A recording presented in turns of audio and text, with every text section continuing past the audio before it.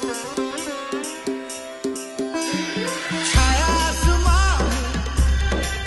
viewers, welcome to BK Recipes and Vlogs. இன்னைக்கு நம்ம சேனல்ல லச்சா பரோட்டா எப்படி செய்யறதுன்னு பார்க்கலாம். லச்சா பரோட்டானா நம்ம வெறும் கோதுமை வச்சு தான் எப்பவும் போல தாங்க சப்பாத்தி மாவுல தான் செய்ய போறோம். ஆனா இது வந்து லேயரா வரும். உங்களுக்கு பரோட்டா வாங்குனீங்கன்னா எப்படி லேயரா வரும் அதே மாதிரி இருக்கும். இது ரொம்பவே சாஃப்ட்டாவும் இருக்கும், நல்ல லேயராவும் இருக்கும். வாங்க இதை எப்படி செய்யறதுன்னு பார்க்கலாம். நான் வெறும் கோதுமை வச்சு தான் இன்னைக்கு செஞ்சிருக்கேன். இதில் நீங்கள் வேணும்னா மைதா கூட பாதி கலந்துக்கலாம். ஆனால் கோதுமை மாவுலேயே நல்லா வரும்.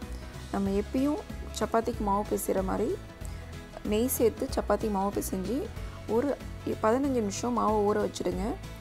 ஊற வச்ச மாவை இந்த மாதிரி ஆஸ் யூஷுவல் எப்பயும் போல் சப்பாத்திக்கு உருண்டை பிடிக்கிற மாதிரி பிடிச்சி தேய்ச்சிக்கலாம். மாவு டஸ்ட் பண்ணி இது நல்லா தின் சப்பாத்தியை தேய்ச்சிக்கோங்க, நல்லா மெலிசா.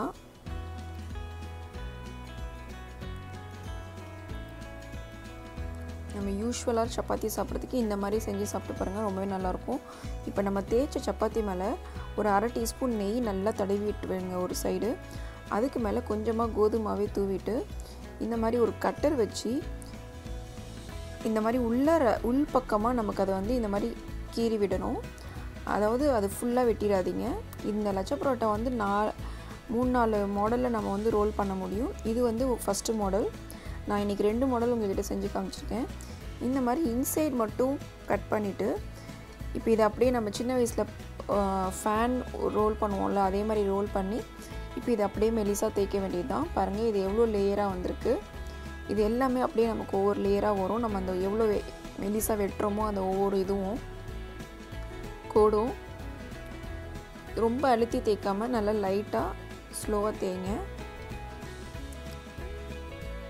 இப்போ உங்களுக்கு பார்க்கும்போதே தெரியும் அந்த லேயர்ஸ் தெரியுறது அந்த சப்பாத்தியில். இப்போ வந்து அடுத்த மெத்தடு எப்படி தேய்க்கிறதுன்னு பார்க்கலாம். ஆஸ் யூஷுவல் நம்ம வந்து நல்லா மெலிசாக தேய்ச்சிட்டு நெய் தடவி கோதுமாவை தூவியிருக்கேன். அதை வந்து இப்போ ஃபுல்லாகவே வெட்டிக்கலாம். இந்த வெட்டுற துண்டு வந்து 1 இன்ச்சு திக்னஸ் இருக்கட்டும், திக்னஸ் இல்லை 1 இன்ச்சு பிரெத் இருக்கட்டும். இந்த மாதிரி வெட்டிட்டு இதை வந்து ஒன்று மேலே ஒன்று வச்சு நல்லா லேயராக அடுக்கிக்கலாம்.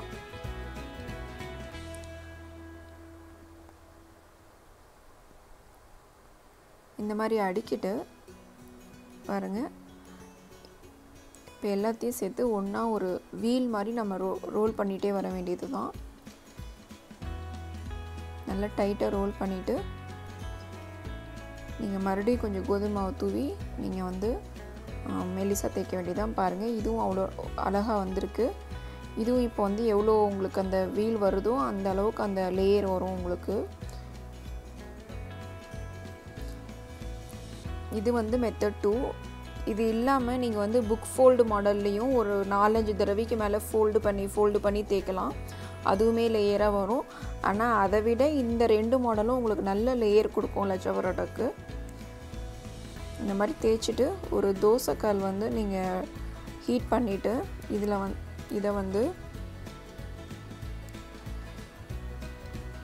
சுட்டு எடுக்க வேண்டியது தான். ஃபஸ்ட்டு ஒரு 30 செகண்ட் வந்து நீங்கள் 2 பக்கமும் நல்லா திருப்பி போட்டு ஹீட் பண்ணுங்கள் இந்த சப்பாத்தியை. அதுக்கப்புறமா 2 பக்கமும் ஒரு அரை டீஸ்பூன் நெய் தடவி நல்லா திருப்பி போட்டு 2 பக்கமும் நல்லா ஈவனாக கோல்டன் ப்ரௌன் ஆகிற மாதிரி வேக வச்சு எடுத்தால் நமக்கு ரொம்பவே சாஃப்டான லேயரான லச்சா பரோட்டா ரெடி. உங்களுக்கு பாருங்கள், நீங்கள் வீடியோவில் பார்க்கும்போதே தெரியும் அது எவ்வளோ லேயர் வருது உங்களுக்குன்னு. நான் தயிர் கூட சேர்த்துலைங்க, வெறும் கோதுமாவு, உப்பு, ஒரு அரை டீஸ்பூன் நெய் சேர்த்து மாவு பிசைஞ்சு ஒரு 15 நிமிஷம் ஊற வச்சுருந்தேன். அந்த மாவை தான் இப்போ எடுத்து தேய்ச்சிருக்கேன் பராத்தாவா. பாருங்கள் எவ்வளோ லேயராக நல்லா வந்திருக்கு. இது வந்து ஃபஸ்ட்டு மாடல். செகண்ட் மாடல் சுற்றி பார்த்து இது வந்து செகண்ட் மாடல். பாருங்கள் இது எவ்வளோ லேயராக வந்திருக்கு. அவ்வளோதாங்க, ரொம்பவே ஈஸியான லச்சா பரோட்டா ரெடி. கண்டிப்பாக இந்த வீடியோ உங்கள் எல்லாத்துக்கும் பிடிச்சிருக்கும். லைக் பண்ணுங்கள், ஷேர் பண்ணுங்கள், என் சேனலை சப்ஸ்கிரைப் பண்ணுங்கள், கூடவே இருக்க பெல் பட்டனை ப்ரெஸ் பண்ணுங்கள். தேங்க்ஸ் ஃபார் வாட்சிங்.